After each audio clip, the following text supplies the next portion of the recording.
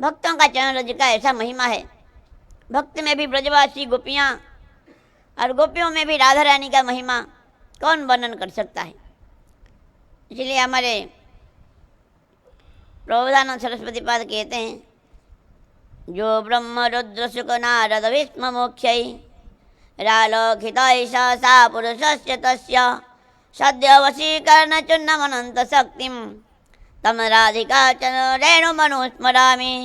जो ब्रह्मा और शिव, सुखदेव, नारद जी, भीष्म आदि के लिए जो दुर्लभ है भगवान, वो उनका वशीकरण करने के लिए राधा रानी का चरण रज से वे वशीभूत हो जाते हैं। तो ये बरसाना धाम राधा रानी का अपना धाम है। यहाँ एक कोई भी जगह नहीं जहाँ राधा रानी का चरण रज नहीं पड़ा हो। इसीलिए वर्ष राधा रानी कृपा से बरसाने में लेते हैं, बड़ा आनंद की बात है।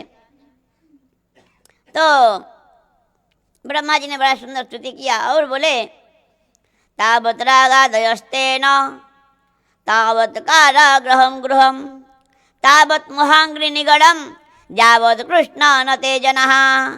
हे भगवान, जब तक जीव आपका ना हो जाए, आपका चरण में आत्मसमर्पण ना करे, तब तक राग काम क्रोध आदि चोर की तरह उसका सर्वस्व लूट लेंगे और तब तक ये संसार कारागार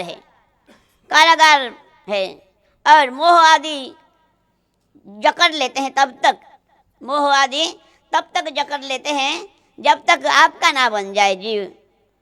भगवान का शरणागति का ऐसा महिमा है, भगवान का शरणागत भक्तों का ऐसा महिमा है। शरणागति तो मुख में कहने से होगा नहीं। हमारे परम पूज्य पाद राजेंद्र दास महाराज जी कह रहे हैं कि शरणागति कैसा, निर्जीववत शरणागत।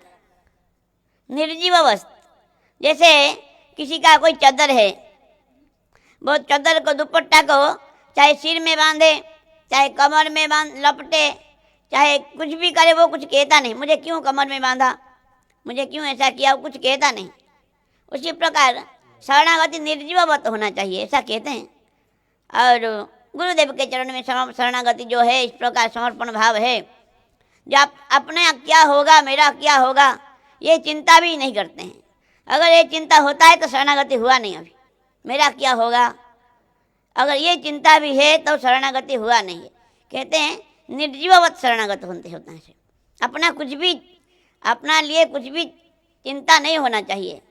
इस प्रकार शरणागति का महिमा है। जो भी हो, भगवान ने उनको कृपा किया। और आगे भगवान गोपाल ग्वाल वालों के साथ गाय चराने जा रहे हैं और एक भांडीर बट में एक खेल खेल रहे हैं। दो दल बने हुए, एक दल में बलराम, एक दल में कृष्ण। बलराम के साथ वृषभ और श्रीदामा रहे। कृष्ण के दल में भद्रसेन रहे और एक असुर आ गया, प्रलम्बासुर। असुर गोपाल का वेश बना के कृष्ण के दल में मिल गया।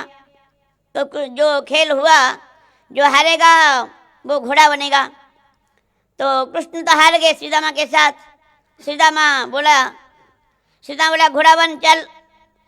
बोले अरे तो इतना बड़ा ग्वारिया, मैं छोटो सो बच्चा हूँ, मैं छोटा बच्चा हूँ, तुझे लाज ना आवे, मैं तुझे घोड़ा कंधे में बैठा के लेके जाऊँगा।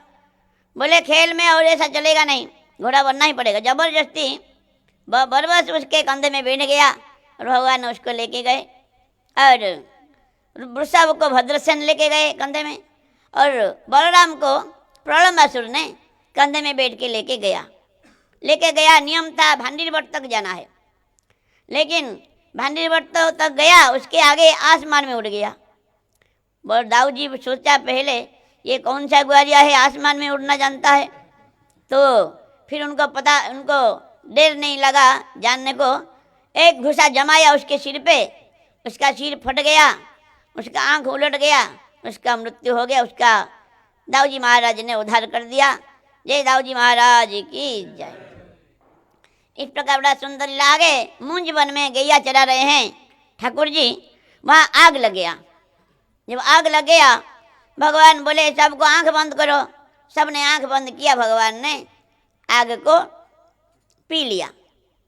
एक बार, दो बार आग को पिया भगवान ने। एक बार कालिय दमन के बाद सबके देखते देखते, और एक बार सबके आंख बंद करके आग को पी लिया।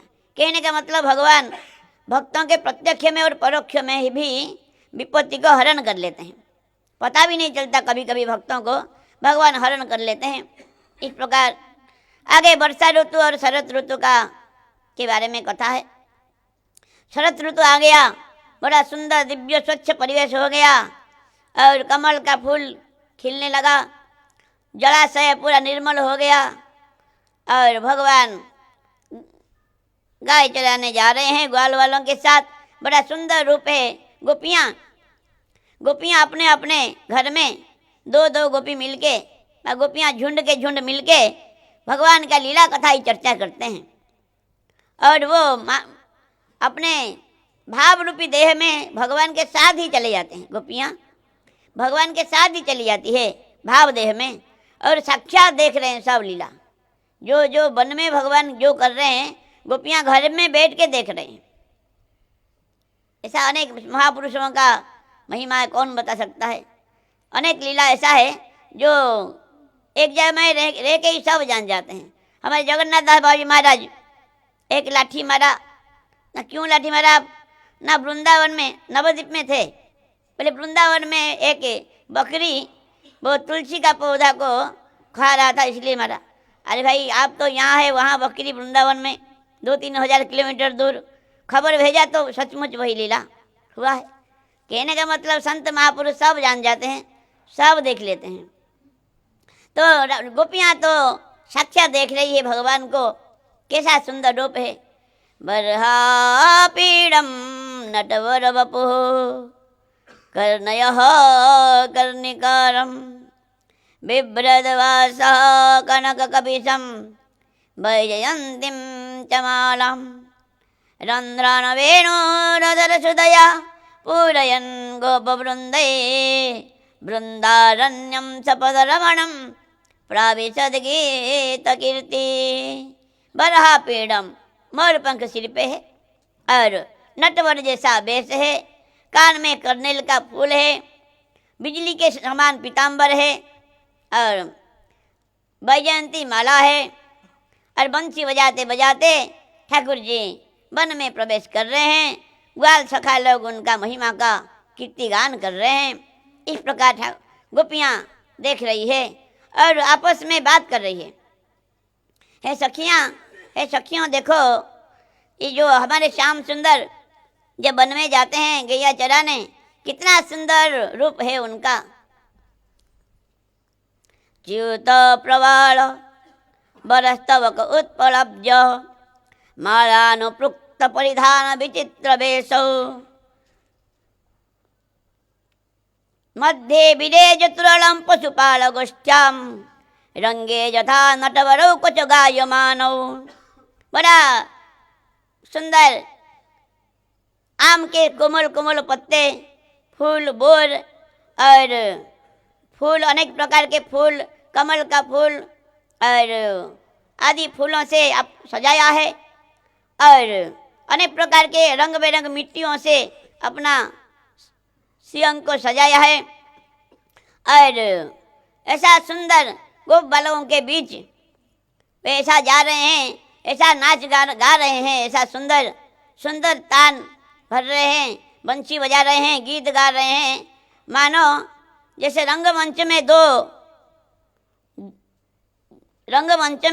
दो नटवर जैसा नृत्य करने वाले, अपना कला दिखाने वाले। इस प्रकार कृष्ण बलराम पीताम्बर, कृष्ण पीताम्बर और बलराम नीलांबर पहने हुए और वन में ऐसा सुंदर लीला कर रहे हैं। सखियाँ आपस में इस प्रकार बात कर रही हैं। हे सखियाँ, देखो ये वृंदावनम सखी हुओ वितनोति कीर्तिम जतदेव किशुत पदाम्बुज लब्ध लक्ष्मी। कहते ये वृंदावन का क्या महिमा देखो, ये वैकुंठ से भी बड़ा है वृंदावन, वैकुंठ से भी बड़ा है वृंदावन। और क्यों, वैकुंठ में नारायण भगवान का निरावृत चरण स्पर्श मिलता नहीं वैकुंठ में। भगवान तो शेष देव के अंक में पौड़े होते हैं। कब अगर कहाँ निकलना होता है तो गरुड़ जी हर समय सेवा में रहते हैं, और चलना होता है तो वह मखमल गद्दा है, उसमें अपना मखमली जूता वो पहन कर पदत्राण धारण करते हुए जाते हैं। निरावृत चरण स्पर्श मिलता नहीं। लेकिन वृंदावन ऐसा है, भगवान नंगे पांव गैया चराया है। जब तक भगवान यहाँ रहे, 11 साल तक रहे, कभी जूता चप्पल पहने नहीं, कभी सिला हुआ वस्त्र पहने नहीं, ऐसा कहते हैं। तो जो भी हो, इस प्रकार वृंदावन का महिमा वैकुंठ से भी बढ़ गया है। और कहते हैं, देखो सखी, धन्यात्मा मूढ़मतयोपि हरिण्येता जानंद नंदन मुपात विचित्र वेशम आकर्ण्य वेणुरनितम स कृष्ण सारा पूजा दधुर्विरचितम प्रणयावलोकैः। हे सखी देखो, ये हिरनियाँ तो मूढ़ है, वो तो पशु जनी है, लेकिन कितना प्रेम देखो। भगवान हमारे श्याम सुंदर, हमारे प्रियतम श्याम सुंदर जब बंसी बजाते हैं, वो हिरनियाँ और दौड़ते हुए हमारे प्रियतम के पास आ जाते हैं, और अपने पतियों के साथ। हमारे पतियाँ, हमारे घर वाले तो हमको विरोध करते हैं, लेकिन उनके पतियों के साथ आती है हिरनियाँ, और बड़ा सुंदर चाह और बड़ा प्रेम भरी नेत्र से हमारे प्रियतम को देखते हैं, मानो पूजा कर रहे हैं, नेत्रों के द्वारा पूजा कर रहे हैं। हिरनिया का कितना बड़ा सौभाग्य देखो। हे सखी देखो, ये जो नदी है, नदियों का धारा, हमारे प्रियतम जब बंसी बजाते हैं, नदियों का धारा रुक जाता है, बहना बंद हो जाता है, और उसके शरीर में रोमांच हो जाता है, जो भ्रमर होता है वो रोमांच हो जाता है, और अपना लहर रूपी भुजाओं से वो कमल पुष्प हमारे प्रियतम के चरणों को लहर रूपी भुजाओं से प्रक्षालन करती है नदियाँ, और कमल पुष्प उपहार देती है नदियाँ। कितना भाग्यवान देखो नदियाँ। बोले हे, कहते हैं सखी, और एक गोपी बोली, है सखी देखो, हम ये जो वेणु जो है, ये जो वेणु क्या पुण्य किया था पिछले जन्म में पता नहीं। हमारे प्रियतम का जो हमारे सर्वस्व है, वो अधरामृत को अकेले ही पी जा रहा है। हमारे प्रियतम का अधरामृत को ये वेणु अकेले ही पी जा रहा है। पिछले जन्म में क्या पुण्य किया था पता नहीं। एक गोपी का मन में थोड़ा ईर्ष्या हो गया वेणु के प्रति। दूसरा गोपी कह रही है, ईर्ष्या करना ठीक नहीं, ईर्ष्या करने से हमारे प्रियतम और नाराज हो जाते हैं। हाँ, और एक गोपी बोली, देखो ये इतना जो बंसी बजाते हैं हमारे प्रियतम, तो हमारा चूल्हा के सूखा लकड़ी गीला हो जाता है, ये कैसे हरा नहीं होता है? वो तो अभी जैसा भी वैसा ही रहता है, हरा नहीं होता है। हमारा सूखा लकड़ी गीला हो जाता है चूल्हा में। गोपी चूल्हा में रसोई बनाने के लिए बैठती है, और तब ठाकुर जी जब बंसी बजाते हैं तब सूखा लकड़ी गीला हो जाता है, धुआं ही धुआं होता है और रसोई होता नहीं। सास ननद गाली देते हैं, ये कौन सा बहू लेके आए हम, ये सुबह से शाम तक 2 रोटी सेक के नहीं दिली। हाँ, तो गोपियाँ कहती हैं, मुरहर रंधन समय माकुर मुरली रबो, जो मुरली बजाना है तो बजाओ, कोई बात नहीं, रसोई के समय मत बजाना, क्योंकि गाली सुनना पड़ता है। तो वो हरा क्यों होता नहीं, वो ऐसा ही रहता है। बोले नहीं, तुम जानती नहीं, वो अपना प्रेम को संवरण करना जानता है। प्रेम को छुपाने से प्रेम बढ़ता है, दिखाने से बढ़ता नहीं प्रेम। इसीलिए वो सबको हरा भरा कर देता है, लेकिन खुद कभी हरा होता नहीं। क्यों? हरा हो जाएगा तो बजेगा नहीं, भगवान उसको फेंक देंगे, श्याम सुंदर उसको फेंक देंगे। इसीलिए अपना प्रेम को संवरण करना जानता है वो। इस प्रकार देखो सखी, ये जिस बांस के वन में ये हुआ है, वो उनका जीवन जिस प्रकार कोई वंश में कोई अच्छा भगवान का भक्त जन्म लेता है, उसका वंश कृतार्थ हो जाता है। उसी प्रकार जिस वन में ये हुआ है, उसका ये वृक्ष लता सब कृतार्थ हो गए, क्योंकि उनका वंश में ये वेणु हुआ जो भगवान का अधरामृत पान कर रहा है। इस प्रकार गोपियाँ आपस में बातचीत कर रही है। हे सखी देखो, हमारे प्रियतम जब वंशी बजाते हैं तो स्वर्ग के देवांगनाएं अपने पतियों के साथ विमान में जाते हैं, लेकिन बंसी का ध्वनि जब सुनती है तो वे तो हमारे प्रियतम से मिलने का इच्छा प्रबल हो जाता है और अचेतन हो जाती है। उनका केस खुल जाता है, साड़ी भी, उनका वस्त्र भी खुल जाता है, उनको पता भी नहीं चलता है, अचेतन हो जाती है। वह प्रेम में, ज़्यादा प्रेम के कारण वो अचेतन हो जाती है। बोले हे सखी देखो हमारे गैयाओं का कैसा हाल देखो। जब प्रियतम बंसी बजाते हैं वो दौड़ते हुए हमारे प्रियतम के पास आ जाती है गैयाएँ, और वो तो अपना घास मुख में ही रह जाता है, ना उगल पाती है ना निगल पाती है, मुख में ही रह जाती है।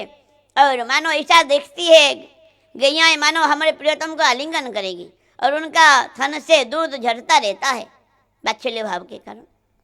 और बछड़ों का भी दूध, जो दूध मुख में ही रह जाता है, पी नहीं पाते हैं, ऐसा प्रेम है। और एक गोपी बोली, हंताय मद्दिरवला हरिदास वर्ज्यो जद्राम कृष्ण चरण स्वर से प्रमोद मानम तनोति सह गो गणयष्ठ यर्जा पानीय सुजवस कंदर कंदमूल। हे सखी देखो ये श्लोक जो है राधा रानी बोली है, ऐसा रघुनाथ दास गोस्वामी ने बोले हैं। तो ये हे सखी देखो ये जो गिरिराज है, हे सखी ये गिरिराज सब भक्त हरि है साक्षात। ये पर्वत है, एक गोपी बोली पर्वत है, बोले पर्वत मत बोलो दोष लगेगा, ये साक्षात हरि है। और एक गोपी खाली हरि ही नहीं, हरि भी है हरिदास भी है। और एक गोपी बोली हरि भी है हरिदास भी, हरिदास वर्ज्य भी है, सब हरिदासों में श्रेष्ठ है।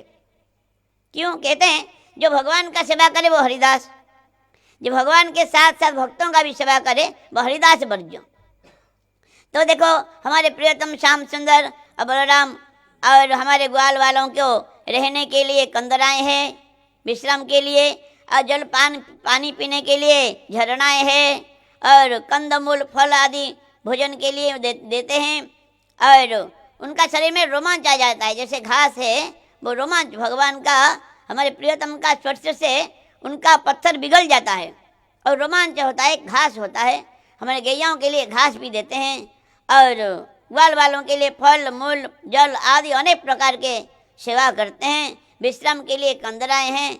तो इसीलिए वो हरिदास वर्ज्य है, हरिदासों में सर्वश्रेष्ठ है। इस प्रकार बड़ा गोपियाँ एक दूसरे से बात कर रही है, भगवान का लीला का चिंतन करते हुए इस प्रकार एक दूसरे से बात कर रही है। आगे चल के वस्त्रहरण की कथा है, बहुत उच्च स्थिति का कथा। ये लोग हमारा यहाँ तक तो उतना अनुप्रवेश नहीं। और हेमंत मास कहते हैं मार्गशीर्ष मास को, मार्गशीर्ष मास में गोपियाँ कुमारी गोपियाँ सब प्रातः स्नान ब्रह्म मुहूर्त में ही स्नान करके, अरुणोदय में ही स्नान करके, और फिर फल फूल आदि दुर्वादल आदि से कात्यायनी का पूजा करते हैं। बालुका में विग्रह बनाती है और हविषान्न आहार करती है, 1 महीना हविषान्न भोजन करती है, कात्यायनी माता का पूजा करती है। बालुका में विग्रह बना के फल मूल आदि से गोपियाँ कुमारी गोपिकाएँ पूजा करती है और प्रार्थना करती है। कात्यायनी महामाये महायोगिनी अधीश्वरी नंद गोपसुतम देवी पति में कुरुते नमः। हे कात्यायनी माता, हे महामाये, हे महायोगिनी, हे अधीश्वरी, वो जोगमाया है, महामाया नहीं जोगमाया है, कात्यायनी जोगमाया है। तो जो नंद बाबा के पुत्र लाडले कृष्ण को हम पति रूप में प्राप्त करना चाहते हैं, अब कृपा करो। इस प्रकार पूजा करती है। एक दिन ठाकुर जी उनका जो परिश्रम का, उनका साधना का फल देने के लिए छोटे छोटे 2-4 सखाओं के साथ गए और वस्त्र रख के बाहर रख के स्नान कर रही थी। सब वस्त्र लेके ठाकुर जी कदम के वृक्ष में चढ़ गए तो और हंसने लगे, छोटे छोटे बच्चे भी हंसने लगे, ठाकुर जी भी हंसने लगे। तो गोपियाँ को याद आया हमारा देखो वस्त्र कहाँ है, तो वस्त्र तो कदम वृक्ष में रख दिया।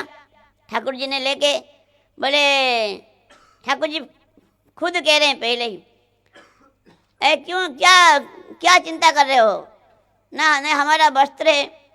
देख रहे हैं गोपियाँ कह रही, ना मैं तो दूर गाय चरा रहा था, मैंने देखा ऐसा क्या फल हुआ है, वस्त्र जैसा फल, पेड़ में वस्त्र जैसा फल हुआ है, इसीलिए देख के मैंने आया, ऊपर देख रहा हूँ वस्त्र जैसा फल हुआ है। बोला वस्त्र जैसा फल कभी होता है? गोपियाँ बोली हमारा ही वस्त्र है, हमको दे दो। क्यों, तुम्हारा वस्त्र प्रमाण क्या है? ना हम तो अभी एकांत में, और कहाँ, यहाँ तो हम ही है। बोलो एकांत में ही तुम ही घूम रही हो, एकांत में और कोई नहीं घूमता है, तुम ही घूम रही हो। बोले उल्टा बात मत बोलो। गोपियाँ कह रही उल्टा बात मत बोलो, हमारा वस्त्र दो, हम यहाँ वस्त्र रख के स्नान कर रही है। बोले नहीं नहीं, तुम जानते नहीं, तुम लोग स्वर्ग के देवियाँ आती है और यहाँ स्नान करके और कात्यायनी माता का पूजा करती है, इसलिए उन्होंने वस्त्र रखा है, स्वर्ग की देवियों ने रखा है। तुम्हारा वस्त्र क्या प्रमाण है, तुम्हारा वस्त्र क्या प्रमाण है? बोले अंत में बोले ठीक है, तुम्हारा वस्त्र है, कोई बात नहीं, तुम्हारा वस्त्र है, तुम ले जाओ आगे, ना आप फेंक दो यहाँ हमारे पास। बोले किसका क्या, तुम्हारा स्त्रियों का थोड़ा लोभ ज़्यादा रहता है। ठाकुर जी कहते हैं, विश्वनाथ चक्रवर्ती टीका में बोले हैं ऐसा, जिसका वस्त्र वही ले, 2-3 ले जाएगा, एक एक तो अच्छा नहीं, जिसका वही लेगा, तुम खुद आओ। इस प्रकार बड़ा सुंदर लीला हो रहा है। फिर ठाकुर जी बोले तुम्हारा तो अपराध हो गया, क्यों, तुमने इतना कष्ट करके व्रत किया और वस्त्र सब रख दिया, निर्वस्त्र होकर स्नान करने में दोष लगता है। और फिर बोले गोपियाँ बोले हम तुम्हारा दासी है, अब हम बड़ा कष्ट पा रहे हैं, ठंडी में बड़ा कष्ट पा रही है, तुम दया करो हमको, हम तुम्हारा दासी है, हम तुम्हारा जो भी आज्ञा करोगे हम मानेंगे। बोले हमारे मैं आज्ञा कर रहा हूँ, यहाँ आओ। तो गोपियाँ आई और बोले तुम्हारा दोष हो गया, सूर्य भगवान को, वरुण देवता के चरण में अपराध हो गया, दोष लग गया, हाथ जोड़ के प्रार्थना करो। तो भगवान को ही प्रार्थना किया और भगवान ने उनको वस्त्र दे दिया। कहने का मतलब गोपियाँ इतना प्रेम भगवान के प्रति कठपुतली की तरह नचाया। और स्त्रियाँ वो प्राण भी दे देंगी, लेकिन लज्जा छोड़ना मुश्किल उनके लिए, प्राण त्याग देंगे, लेकिन भगवान के लिए उन्होंने सब कुछ न्यौछावर कर दिया, समर्पण कर दिया। भगवान प्रसन्न हो गए। भगवान कहते हैं संकल्पो विहितो साध्यो भवते नामदर्शनम मयानुमोदितो सो सत्यो हवि तुम अर्हति। हे साध्वियों, तुम्हारा मुझे पति के रूप में प्राप्त करने के लिए, मेरा सानिध्य प्राप्त करने के लिए तुम लोगों ने साधना किया, मैं जानता हूँ, तुम चिंता नहीं करना, अगले शरद ऋतुओं में तुम्हारा प्रार्थना को मैं जरूर पूरा करूँगा, चिंता नहीं करना। न मया व्यसित ध्येया काम कामाय कल्पते भर्जिता कुथिता धाना प्राय बीजाय नश्यते। जो मुझ में जो आवेश है, आवेशित चित्त जिसका है, जो मेरे में अभिष्ट रहते हैं मुझ में, उनका कोई कामना उनको संसार दशा को प्राप्त नहीं करता है, भोग की तरफ उनका मन कभी जाता नहीं। जो मुझ में आवेश है, मुझ में जो आवेशित चित्त है, तन्मयता जो मुझ में जो तन्मय हो रहे हैं, उनको कभी भोगों में मन कभी जाएगा नहीं उनका। क्यों, इस प्रकार भूंजे हुए या उबले हुए बीज कभी अंकुर नहीं होता है, उसी प्रकार कभी तुम्हारा मन भग संसार के प्रति जाएगा नहीं। भगवान इस प्रकार बड़ा प्रसन्न हो गए और कुंवारी कन्या अपना अपना वस्त्र लेके परिधान करके चली गई। आगे एक बार ठाकुर जी सखाओं के साथ गैया चरा रहे हैं और ग्वाल वाल सब भगवान को बोले हे कृष्ण, हे राम, तुम तो बड़े बड़े असुरों को मारे हो, एक बड़ा राक्षस हमको कष्ट दे रहा है, भूख रूपी राक्षस हमको कष्ट दे रहा है, उसको आप नष्ट करो। भगवान बोले कोई बात नहीं, यहाँ आसपास में ब्राह्मण लोग पूजा कर रहे हैं, यज्ञ कर रहे हैं स्वर्ग में जाने के लिए, उनको मांगो तो दे देंगे। वो लोग आए, ग्वाल वाल सब आए, ब्राह्मणों को प्रणाम किया। वे तो यज्ञ में ही लगे हुए हैं, साक्षात भगवान अन्न मांगे हैं, लेकिन उनको ध्यान भी नहीं दिया ब्राह्मणों ने। ब्राह्मण ने ध्यान तक भी नहीं दिया, सुना भी नहीं, कुछ नहीं, प्रार्थना करते करते थक गए। फिर वो लोग निराश होके सखा लोग भगवान के पास आए। ठाकुर जी बोले क्या हुआ ना, वो लोग तो सुना भी नहीं। ठीक, कोई बात नहीं, उनका पत्नियां मेरा बड़ा प्रेमी भक्ता है, उनके पास जाओ, वे जरूर देंगे। तो फिर से आए, आके फिर से ग्वाल वालों ने फिर उनका जो यज्ञ पत्नियों को प्रणाम किया और हे माताओं, हमको कृष्ण बलराम यहाँ आसपास में ही गाय चरा रहे हैं और आप भोजन के लिए, उनको भूख लग रहा है, भोजन के लिए बोले हैं, आप कुछ भोजन दे दो। इतना सुनते ही वो जो यज्ञ पत्नियाँ इतना आनंदित हो गई, क्योंकि जब ब्रज से कोई जाते हैं मथुरा दूध दही फूल आदि बेचने के लिए, कृष्ण का लीला गाते हैं। दही लो नहीं कहते हैं, कृष्ण लो कृष्ण। कोई माखन चोर लियो रे माखन चोर कहते हैं, या ब्रज को देखे रे टोना, दही को नाम बिसर गई ग्वालिन, ले लो रे कोई शाम सुलोना, ऐसा कहते हैं। तो माखन चोर लियो रे माखन चोर, तो क्या माखन चोर किया? ब्रज ब्राह्मण यहाँ मथुरा के लोग पूछते हैं, ना हमारा कृष्ण है, वो 6 दिन का ही हुआ था, वो इतना बड़ा पुतना को मार दिया, ऐसा किया ऐसा किया, सारी लीलाएं कहते। सुनते सुनते उनका प्रेम इतना बढ़ गया, मानो एक झलक मिल जाए नहीं तो प्राण ही छूट जाए, ऐसा उनका प्रेम। तो जब सुनते ही वो तो उठ के खड़े हो गई, हर प्रकार के चव्य चस्य लेहो आदि अनेक प्रकार के 4 प्रकार के भोजन सामग्री सजाया, और जिस प्रकार नदी गंगा जी का धारा बेरोक टोक सीधा समुद्र में आके मिलती है, उसी प्रकार वो उनको परिवार लोगों ने रोका बहुत, लेकिन फिर भी किसी का माना नहीं, सीधा भगवान के पास आ गए। वो यज्ञ पत्नियां देखा क्या, श्यामम हिरण्य परिधिम वनमल्यवर्हम धातु प्रवाल नटवेश मनोव्रतम से विन्यस्त हस्तमितरेण धुनानमब्जम कर्ण पलालक कपाल मुखाब्जहासम।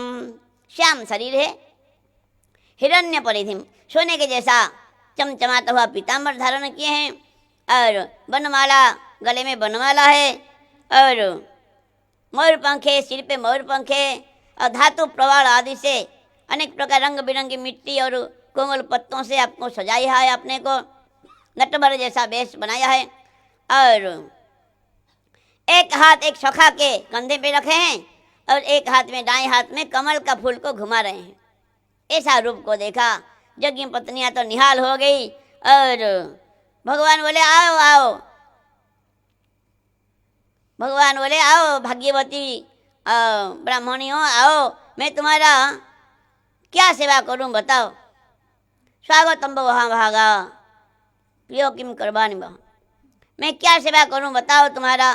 और वो यज्ञ पत्नियां तो भोजन करने को दिया, सबने प्रेम से भोजन किया। बोले हे श्याम हे प्रियतम, जब से हमने आपका कथा श्रवण किया है तब से आपसे मिलने के लिए हम तड़प रही थी, आज आपका दर्शन मिला, अच्छा हुआ। अभी आप हम और घर में जाएंगे नहीं, आपके चरणों में ही रह जाएंगे। भगवान बोले मैं तो गोपाल हूँ, मैं तो ग्वारिया, तुम तो ब्राह्मण हो, ऐसा थोड़ी होता है। मेरा तो प्रिया गोपियाँ ही मेरा प्रिया हो सकती है, ब्राह्मणियाँ कैसे होगी ना। हम आपके घर में जाएंगे नहीं, ये वन में ही रह जाएंगे। आपका चरणों से गिरा हुआ तुलसी का माला को गले में धारण करके वन में ही रह जाएंगे, आपके घर में हम जाएंगे नहीं। इतना और घर में मत भेजो, क्योंकि हम जाने पर भी हमारा पति पुत्र आदि हमको अपनाएंगे नहीं। तो भगवान बोले कोई चिंता मत करो, मेरा अंग संग में रहना ही प्रेम नहीं, दूर में रह के भी अगर मेरा चिंतन हो रहा है वही सच्चा प्रेम है। चिंता मत करो, अपने अपने घर में जाओ। आपका पति लोग क्या सारा संसार आपको पूज्य मानेगा, कोई चिंता मत करो, क्योंकि मुझ तुम्हारा मन मेरे में अटका हुआ है। चिंता मत करो, जाओ घर में अपना, तुम्हारा पति लोग यज्ञ कर रहे हैं, जाओ। तो फिर वो लोग बड़ा दुखी होके यज्ञ पत्नियां चली गई। लेकिन यज्ञ ब्राह्मणों ने जब देखा, बाद में अनुताप हुआ उनको, अरे भाई हम क्या करेंगे, देखो साक्षात भगवान आए थे, थोड़ा अन्न मांगा था, हमारा बुद्धि इतना खराब, हमने सुना भी नहीं। ये स्त्रियों का देखो, स्त्रियों का क्या देखो कितना प्रेम, देखो हमारा कुछ भी नहीं, इतना प्रेम कुछ भी नहीं। धिक जन्म स्त्रीक विद्या धिक व्रतम धिक व्रतु बहुज्ञतम धिक कुलम धिम क्रियाध्यक्ष विमुखा जे त्वदक्ष जे। बोले हमारा जन्म धिक, ब्राह्मण लोग कह रहे हैं हमारा जन्म धिक, हमारा यज्ञ पर भी संस्कार आदि हुआ वो सब धिक है, हमारा व्रत पूजा अनुष्ठान धिक है, और बहुत ज्ञान शास्त्र अध्ययन किया वो धिक है, हमारे कुल को धिक है, हमारा इतना पांडित्य कर्मकांड में इतना ज्ञान को सब धिक है, भगवान से हम विमुख हो गए। देखो ये स्त्रियों का देखो, ये ना कभी यज्ञ पर भी संस्कार इनका हुआ है, ना गुरुकुल में वास किया है, ना इन्होंने तपस्या किया है, ना वेद अध्ययन किया है, ना इनका पवित्र भी नहीं, शरीर हमेशा पवित्र नहीं रहता है, फिर भी कितना प्रेम, देखो हमारा जीवन बेकार है, इस प्रकार बोले। लेकिन उनका प्रेम सचमुच नहीं था। क्यों? कंस के भय से भगवान से मिलने गए नहीं, कंस के डर से। लेकिन उनका पत्नियां को कोई डर नहीं था, मरेंगे तो मरेंगे, ठाकुर के लिए मरेंगे, उनका कोई डर नहीं था। लेकिन पतियों का प्रेम नहीं था उतना, इसीलिए डर के मारे और गए नहीं। जो भी हो, यज्ञ पत्नियों को भगवान ने इस प्रकार कृपा किया। कहने का मतलब भगवान कुछ भी नहीं देखते हैं, प्रेम ही देखते हैं, और कुछ भी, कौन सा जात, कौन सा कुल, कौन सा परंपरा, कुछ देखते ही नहीं। एक वेश्या आई वृंदावन में, और उसका धन था, संपत्ति, असत संपत्ति, असत धन को कोई लेता नहीं, कोई भी लिया नहीं। आजकल ले लेंगे कोई भी, लेकिन उस समय कोई लिया नहीं। गोविंद देव का, वृंदावन गोविंद जी का पुजारी को बोला, हमारा धन से भगवान की सेवा करो। नहीं नहीं, तेरा धन हम नहीं लेंगे, तेरा असत धन है। फिर वो तो यमुना किनारे रोने लगी, गिड़गिड़ाने लगी, लोटपोट होने लगी, और बड़ा क्रंदन किया। भगवान का हृदय पिघल गया। भगवान बोले, गोविंद जी बोले उसको बोलो वो स्नान करेगी और मेरा आके अंदर, मंदिर के अंदर आके मेरा श्रृंगार करेगी। रसिक है भगवान। बोले वेश्या को बोलो वो आएगी, स्नान करके मेरे मंदिर के अंदर आके मेरा श्रृंगार करेगी, उसका पैसा से सब उत्सव करो, भंडारा करो, मैं खाऊंगा, भोग लगाओ मुझे। तो ऐसा ही हुआ, भोग लगाया, खाया, लेकिन ब्राह्मण संतों का थोड़ा मन खराब हो गया। जो भी हो, कहने का मतलब भगवान किसी को भी त्याग नहीं करते, कैसा भी हो, प्रेम है तो अपनाते हैं। कोई भी जोनी बंदर कुत्ता भी हो, प्रेम है तो भगवान अपनाते हैं। बानर जोनी में भगवान का कितने कितने प्रेमी भक्त हो गए, और इसीलिए प्रेम ही बड़ा है, और कुछ भी भगवान देखते नहीं।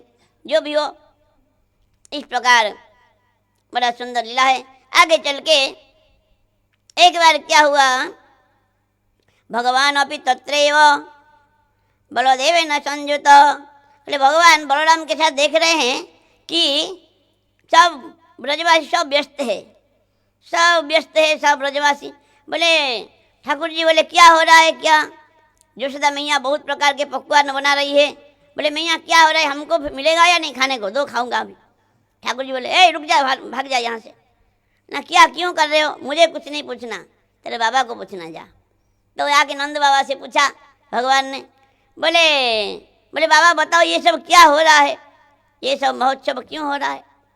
बोले जो इंद्र जो है वर्षा करने वाला देवता है, भगवान इंद्र। बोले वर्षा करने वाला देवता है, और उनका वर्षा से घास आदि होता है, हमारे गैया घास चढ़ती है, दूध देती है, उससे हमारा सब परिवार पालन होता है, इसलिए हम इंद्र जी का यज्ञ करते हैं।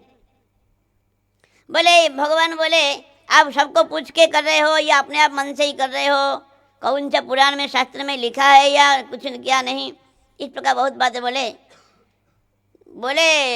नंद बाबा बोले ये तो हमारा वंश परंपरा से पहले से ही चल रहा है, जो अपना दंभ के कारण, किसी की ईर्ष्या के कारण वंश परंपरा का नियम को तोड़ता है, उसको दोष लगता है, दोष लगता है। भगवान बोले कर्म नाम जायते जंतु कर्म नैव विलीयते, सुखम दुखम भयम क्षेम कर्म नैव अभिपद्यते। कर्म ही सब कुछ है बाबा। देखो अगर हम जो कर्म करेंगे उसका फल मिलेगा, कर्म नहीं करेंगे तो फल कैसे मिलेगा? अगर भगवान देते हैं, भगवान कर्म नहीं करने वालों को तो देते नहीं, जो कर्म करेगा उसको मिलता है। हमारा ब्रज में आधा लोग इंद्र जी का पूजा नहीं करते हैं, क्या वर्षा होता नहीं? ऐसा बात नहीं। बोले तो क्या करेंगे? हमारा तो देवता ब्राह्मणों का पूजा करो, और गौ माता का पूजा करो, और गिरिराज बाबा का पूजा करो, गिरिराज महाराज जी का पूजा करो, उनसे हमारा सब कुछ प्राप्त हो जाएगा। आप मेरा बात को अगर अच्छा लगे तो मानो। तो सबने मान लिया। कहने का मतलब कुछ कुछ ऐसा चल रहा है जो कि कोई शास्त्र सम्मत नहीं है। कहते हैं किसी का श्राद्ध हो रहा था, श्राद्ध में एक बिल्ली आ जाती है, बिल्ली आके बार बार मुंह मारती है। बोले बांध दो बिल्ली को, बार बार मुंह मारती है। तो बिल्ली को बांध दिया गया। उसका वो लोग मर गए, उसका बहू था, उसका बहू देखता है श्राद्ध के समय एक बिल्ली बांधा जाता है। अगली बार जब श्राद्ध हुआ, उसका जो सास ससुर मर गए, बोले एक बिल्ली लाओ, कहाँ से बिल्ली क्या होगा? ना मैं देखता था कि बिल्ली बांधा जाता है श्राद्ध के समय। तो बहुत धूम डांड करके पैसा दे के कहाँ से बिल्ली ला के लाया, फिर बांध के फिर श्राद्ध किया। तो कहने का मतलब बिल्ली से थोड़ी श्राद्ध होता है, वो बिल्ली घूम रहा था इसीलिए बांध दिया, वो सोचा बिल्ली बांधने से श्राद्ध होगा। ऐसा कुछ कुछ रह जाता है जो कि शास्त्र सम्मत नहीं है। जो भी हो इस प्रकार ठीक है, क्या चाहिए तेरा देवता, क्या खाएगा, क्या पूजा होगा, नहीं कोई ज़्यादा जरूरत नहीं, जैसा इसी में ही हो जाएगा। लेकिन हमारे देवता खाने वाला देवता है, ज़्यादा खिलाओ तो खुश हो जाएगा। बोले ठीक है, लड्डू पकवान अनेक प्रकार के व्यंजन बनाओ और लेके चलो सब गिरिराज महाराज जी के पास। सब लोग बहुत बहुत प्रकार के सजाया ब्रजवासियों ने, और बड़े अनेक प्रकार के मिष्ठान, अनेक प्रकार मिठाई, फल, दूध आदि, राबड़ी आदि बनाया और गिरिराज जी के पास लेके जा रहे हैं। हम भी थोड़ा गिरिराज जी के पास जाएंगे, थोड़ा गीत गाएंगे। मैं तो गोवर्धन को जाऊं मेरे वीर, नहीं माने मेरो मनुआ। मैं तो गोवर्धन को जाऊं मेरे वीर, नहीं माने मेरो मनुआ। नहीं माने मेरो मनुआ, नहीं माने मेरो कन्हुआ। मैं तो गोवर्धन को जाऊं मेरे वीर, नहीं माने मेरो मनुआ। सात शेर की करूं कढ़ैया, सात शेर की करूं कढ़ैया। मैं तो पूरी पुआ बनाऊं मेरे वीर, नहीं माने मेरो मनुआ। मैं तो गोवर्धन को जाऊं मेरे वीर, नहीं माने मेरो मनुआ। टोसा बांध बगल में रखूं, टोसा बांध बगल में रख, मेरा मन हो वे तो वहाँ खाऊं मेरे वीर, नहीं माने मेरो मनुआ। मैं तो गोवर्धन को जाऊं मेरे वीर, नहीं माने मेरो मनुआ। सात कोस की दे परिक्रमा, सात कोस की दे परिक्रमा। मैं तो मानसी गंगा नहाऊं मेरे वीर, नहीं माने मेरो मनुआ। मैं तो गोवर्धन को जाऊं मेरे वीर, नहीं माने मेरो मनुआ। श्री गिरिराज पे दूध चढ़ाऊं, श्री गिरिराज पे दूध चढ़ाऊं। मैं तो बर्फी को भोग लगाऊं मेरे वीर, नहीं माने मेरो मनुआ। मैं तो गोवर्धन को जाऊं मेरे वीर, नहीं माने मेरो मनुआ। जय जय श्री राधेश्याम। तो जो सबने मिलकर गिरिराज में सब गए, और कहाँ तेरा देवता कहाँ है, देखा ना, ये तो दिखाई देता है। बोले क्या करना ना, अभिषेक करना है, पहले जल लाओ। जल भर के हजार मटकी में जल लेके आया, अभिषेक कराया। अरे लाला तेरा देवता इतना बड़ा देवता, वो मुछ ही भीगता नहीं, तो बड़ा देवता का तेरा मुछ ही भीगता नहीं, क्या स्नान कराएंगे। फिर भगवान ने अपना मन से मानसी गंगा को प्रकट किया और गिरिराज जी का अभिषेक हुआ। बोले कहाँ खाएगा तेरा देवता, कहाँ दिखा, कैसे खाएगा। फिर भगवान ही एक विराट स्वरूप बना करके गिरिराज में प्रकट हो गए। बोले देखो हमारा देवता देखो। और पूजा कौन करेगा, मैं तो पुजारी। भगवान बोले मैं ही पुजारी। तो गिरिराज बड़ा हजारों भुजाएं हैं उनका, विराट स्वरूप प्रकट किया। बोले ब्रजवासी तो गाली देते हैं सबको। बोले देखो इंद्र का पूजा करते करते मेरा दाढ़ी पका गया, दाढ़ी सफेद बन गया, सारे ने कभी दर्शन ही नहीं दिया। ब्रजवासी गाली देते हैं बहुत।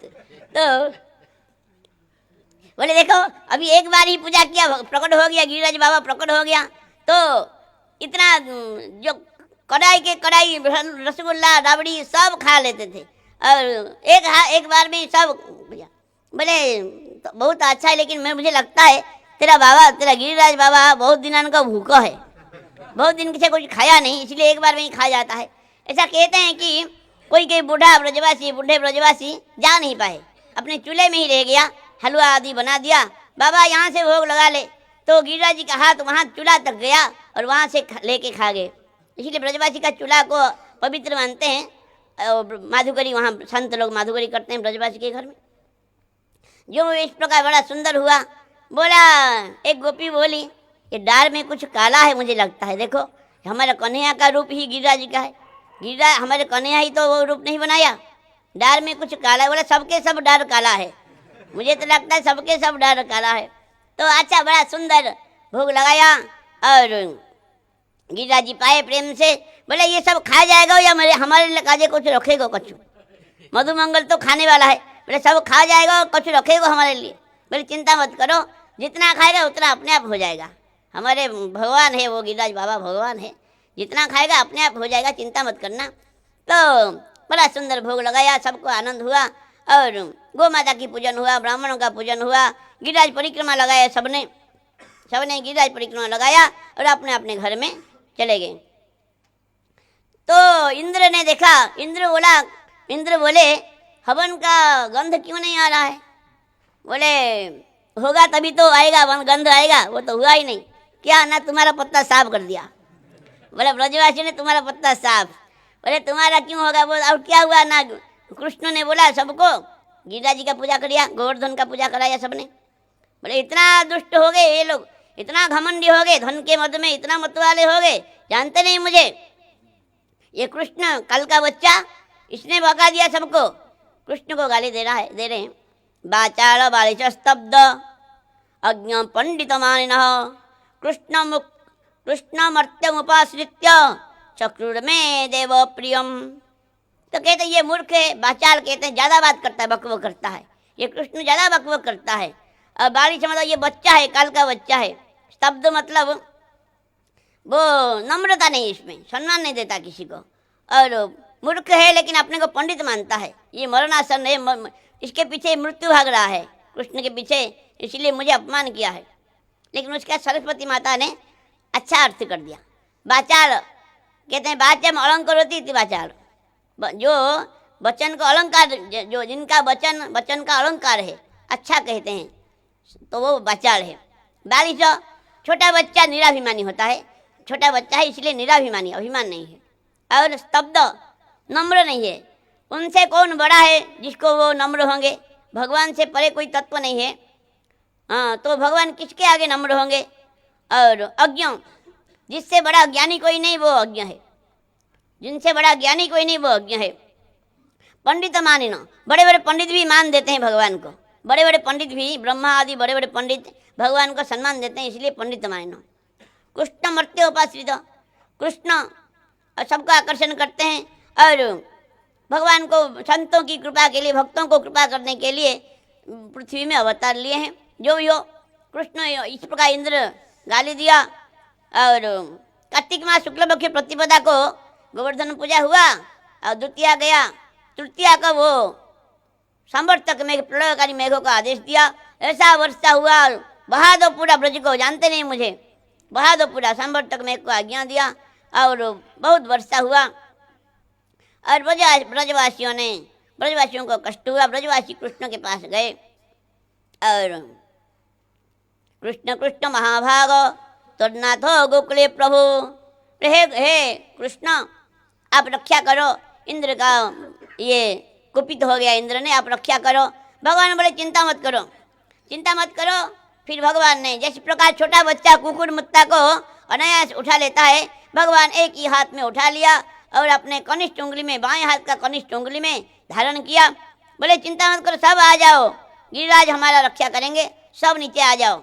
सब नीचे आ गए और ब्रजवासियों को और कोई कष्ट नहीं, प्रेम से सब रह रहे हैं। और बोले यशोदा माता को बड़ा दुख है। बोले हमारे लाला के ऊपर सब जोर पड़ गया, सब लाठी लगाओ, अपना अपना कुछ भी करो भाई, हमारे लाला को सब कष्ट हो रहा है। और सब ने अपना अपना लाठी लगाया और ब्रजवासियों ने लाठी लगाया। सांडिल्य महर्षि को पूछा, हमारा लाला का बल कैसे बढ़ेगा? और बोले एक काम करो, राधा रानी को, वृषभानंदिनी राधा रानी को लाओ और सिंहासन में विराजमान कराओ, उनका पूजन कराओ, उनको देखते रहेंगे तो बल अपने आप बढ़ जाएगा। तो ऐसा ही किया गया। वो जानते हैं सांडिल्य महर्षि लीला में साहाଯ୍य करते हैं। तो राधा रानी को सामने विराजमान कराया गया और ललित आदि सखियाँ, कोई चमर ढुला रही है, कभी पंख, कोई व्यंजन कर रही है, आदि सेवा उनका राधा रानी का हो रही है। राधा रानी को देखते देखते ठाकुर जी गिरिराज को धारण किया। और ग्वाल सब कहते हैं, अरे लाला कन्हैया थोड़ा विश्राम कर, थक गया, विश्राम कर थोड़ा। और हम धारण कर, तू क्या अभिमान करता है, तू अकेले धारण किया है, हमने भी लाठी लगाई, हम भी तो रखा है, हमको पता नहीं था, हमें भी इतना ताकत है, कहाँ से आ गया, हम गिरिराज को धारण कर रहे हैं। बड़े थोड़ा विश्राम कर तू, बड़े भाई तुम लोग धारण नहीं कर पाओगे, नहीं तू क्या इतना अभिमान क्यों करता है। थोड़ा सा उंगली नीचे किया, चटाचट सबका टूट गया डंडा सब। ए भाई बचाओ, भाई बचाओ, मर जाएंगे। फिर भगवान ने धारण किया, बड़ा सुंदर लीला हुआ, गिरिराज धारण भगवान ने किया। और फिर जब 7 दिन पूरा हो गया, इंद्र ने देखा पूरा तो भस्म हो गया, नष्ट हो गया होगा ब्रज, लेकिन आके देखा कुछ भी नहीं हुआ है, मतलब किसी का उत्तर भी गिला नहीं हुआ है। तो देख कर तो इंद्र को बड़ा दुख हुआ। इंद्र जान गया कि नहीं नहीं, ये तो साक्षात भगवान थे, मैं तो जान नहीं पाया। इंद्र ने बार बार यही गलती किया। और एक बार पारिजात वृक्ष लाने के लिए भगवान गए थे, वो भी युद्ध किया था। जो भी हो, इस प्रकार भगवान का इंद्र भी दशमी को आया और भगवान का स्तुति किया। और सुरभि गोमाता ने भगवान का अभिषेक किया। वो गोविंद कुंड जो है अभिषेक का जल है, भगवान का अभिषेक किया। गोमाता ने गोविंद नाम दिया, गाय बिंदंती गोविंद, गोमाता की रक्षा करते हैं ठाकुर जी, गोविंद नाम दिया। जय गोविंद भगवान की जय। इस प्रकार फिर जब वर्षा, इंद्र हार गया, वर्षा बंद हो गया, भगवान पर्वत गिरिराज को अपने स्थान में रख दिया। और सब ब्रजवासी तो पहले तो गोपियाँ उनका भुजाओं का पूजा करते हैं, भुजा का पूजा करती हैं गोपियाँ, गोपियाँ भुजा को पूजा करती है ठाकुर जी का। तो ठाकुर जी अपने भुजा को देख रहे हैं, मेरा भुजा में कितना ताकत। बोला अभिमान मत करो। गोपियाँ बोली इतना घमंड क्यों करते हो ना, कि मैंने ही तो गिरिराज धारण किया, तुमने गिरिराज धारण किया, और चोरी करके मक्खन खाते थे हमारे घर में, तभी तो धारण किया, ताकत कहाँ से आया तुम्हारा, हमारे घर में चोरी करके मक्खन खाते थे। और एक गोपी बोले हमारे बच्चे भी तो डंडा लगाया था। बोले नहीं नहीं ये बात नहीं। दूसरा तीसरा गोपी बोली राधा रानी ही गिरिराज धारण किया, तुमने कहाँ धारण किया। बोले राधा रानी कहाँ आ गई बीच में, मैंने इतना कष्ट करके धारण किया। बोले कौन सा हाथ में तुम धारण किया था, बाएं हाथ से। तो तुम्हारा तो एक अंग दो आत्मा एक शरीर है, तुम्हारा बायां अंग तो राधा रानी है, दाएं अंग तुम हो। दाएं हाथ से अगर और गिरिराज को उठाते हम जानते तुम उठाया, बाएं हाथ से उठाया तो राधा रानी उठाया। तो ठाकुर जी बोले ठीक बात है, क्योंकि शक्ति के बिना होता नहीं, शक्तिमान है कृष्ण, शक्ति है राधा रानी, शक्ति से ही क्रिया होता है, शक्तिमान से होने पर भी बिना शक्ति से क्रिया होता नहीं। तो भगवान कहते हैं कछु माखन को बन बढ़ियो, कछु गोपन करी सहाय, श्री राधा रानी की कृपा से मैंने गिरिवर दिया उठाए। इस प्रकार बड़ा सुंदर लीला हुआ है। ब्रजवासियों के मन में एक संदेह हो गया। सब ब्रजवासी आके नंद बाबा को बोले बाबा सच बात बताओ, ये बच्चा किसका है, ये बच्चा किसका है। बोले क्या हुआ ना, इतना छोटा सा बच्चा 6 दिन का था, इतना बड़ा 18 किलोमीटर का राक्षसी को मार दिया। फिर 2 महीने का था, एक शकट को उलट दिया। फिर 3 साल का था, दोनों वृक्ष उखड़ गया, उखाड़ दिया। और आदि आदि कितने कितने बच्चासुर, अघासुर, बकासुर, पुतना और धेनुकासुर, प्रलंबासुर सबको मार दिया। हमारे खानदान में तो ऐसा बहुत बड़े बड़े पहलवान हुए हैं, लेकिन ऐसा तो कोई हुआ नहीं। अभी अभी 7 साल का बच्चा 7 कोस का गिरिराज को उंगली में ही पकड़ लिया। सच बात बताओ कहाँ से लाए हो बच्चा को। नंदवा वाले हाय क्या दुख की बात है, हाँ हमारे बच्चा इतना कष्ट किया, सबको बचाया, बच्चा भी हाथ से गया, कहाँ से लाए कह रहो। मेरा बात ध्यान से सुनो थोड़ा। नगर नंद बाबा कह रहे हैं देखो आप लोगों को पता नहीं, गर्गाचार्य जी आए थे हमारे यहाँ नामकरण संस्कार में, बोले हैं और सारी श्लोक जो बोले थे वही फिर से बोले नंद बाबा। तस्मानंद कुमारोयम नारायण समगुणै श्रियाकृत्यानुभावेन तत्कर्म सुन विस्मय। हे नंद बाबा तुम्हारा जो पुत्र है नारायण के समान गुण वाला होगा, इसलिए उनका कर्म में सब प्रकार से, श्री में, जस से, कीर्ति में, ऐश्वर्य में, सब प्रकार से नारायण के समान ही होगा। इसलिए आप विस्मय नहीं होना, इनका लीला देख के विस्मय नहीं होना। इस प्रकार जब बोले तो कृष्ण को सखा लोग कह रहे हैं अरे बताओ, सब प्रणाम किया। सखा लोगों ने दूर रह के, खेलने आए नहीं। बोले तू तो भगवान है, हमारा कोई दोष होगा तो क्षमा कर देना। अरे मैं भगवान कहाँ से हो गया, तुमको जोर करके मुझे भगवान बनाना चाहते हो, मैं कहाँ से भगवान हुआ ना, गोवर्धन किससे गिरिराज धारण किया। बोले देखो भाई मुझे, मैं एक कला जानता हूँ, मुझे गिरिराज बाबा ने एक मंत्र दिया है, वो मंत्र जप करके मैं जिसको देखूंगा उसका शक्ति मुझ में आ जाएगा। तो हाँ, तभी तो मुझे दुर्बल लग रहा है। क्यों? तो मेरा हमारा शक्ति, अरे माखन चोरी करता था, शक्ति भी चोरी करना सीख लिया। हाँ, सबका शक्ति चोरी करना सीख लिया। इस प्रकार ठाकुर जी ने बड़ा सुंदर लीला है। एक बार एकादश्याम निराहारो समभ्यर्च्य जनार्दनम नंदस्तु स्नातु नंदस्तु कालिंद्या द्वादश्याम जलम आविशत। कहते हैं एक बार नंद बाबा ने निर्जला एकादशी किया, निर्जला एकादशी किया और द्वादशी में भोर ब्रह्म बेला जान करके रात, आधी रात को ही स्नान के लिए यमुना में प्रवेश किया और वरुण जी के दूत ने, सेवक ने उनको पकड़ के ले लिया वरुण लोक में। और इधर हाहाकार मच गया ब्रज में, नंद बाबा जल में डूब गए। तो ठाकुर जी खुद आए, जल में प्रवेश किया, वरुण लोक में चले गए। वरुण जी महाराज ने उनको बड़ा पूजा किया, अभिषेक किया, अच्छा पूजा किया, नंद बाबा का भी पूजा किया। बोले माफ कर देना भगवान, हमारा ये सेवक मूर्ख सेवक जान नहीं पाया, आपको लेके आ गया, लेकिन आपका पिता को लेके आ गया, लेकिन आपका दर्शन के लिए इनको हम रोक लिए थे थोड़ा। तो बड़ा सुंदर पूजा किया और पूजा करके फिर दोनों नंद बाबा और कृष्ण दोनों आए, जल से बाहर निकले। सब लोग यहाँ इकट्ठा हो गए थे। देखा कि चमचमाता हुआ वस्त्र दोनों का है, दोनों का वस्त्र सूखा है, गीला नहीं सूखा हुआ है। तो नंद बाबा का फेट पकड़ लिया ब्रजवासियों ने, बाबा बता ये क्या हुआ है, ऐसा वस्त्र तुमने कहाँ से मिला, और तुम्हारा तो गीला भी नहीं हुआ वस्त्र। कहा बताऊँ ब्रजवासियों, नंद बाबा बोले हमारे लाला का बड़ा दूर दूर तक पहचान। मैंने एक अनजाना लोक में चला गया, वहाँ से काऊ व्यक्ति से मेरा काऊ पहचानना है, और हमारे लाला जब गया सब तो लंबी लंबी दंडवत किया, सबने, वहाँ का राजा भी दंडवत किया, पूजा किया, इसका पिता होने के नाते मेरा भी पूजा किया, और ये सब वहीं से ही पहन के हम आए हैं। बोले फिर तो छोड़ दिया नंद बाबा को, कृष्ण को पकड़ लिया। बोले कन्हैया बता, सच बता, हमने सोचा तू नंद बाबा तेरा अपना है, हम तेरा दुश्मन है का? तो तू नंद बाबा को अपना लोक दर्शन कराया, तू दिव्य लोक दर्शन कराया, हमने सुना तू नारायण है, तो तेरा नारायण का हम तो वैकुंठ है, हमको भी दर्शन करा।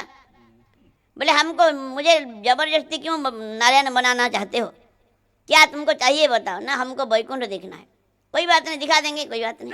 तो ब्रह्मकुंड में जो अक्रूर घाट, जहाँ पर अक्रूर जी को दर्शन हुआ था, तो वहाँ पर डुबकी लगाए, सब सीधा वैकुंठ में चले गए। वैकुंठ मतलब गोलोक में चले गए, ऐसा आचार्यों ने बताया है, महाप्रभु ने भी यही बोले हैं।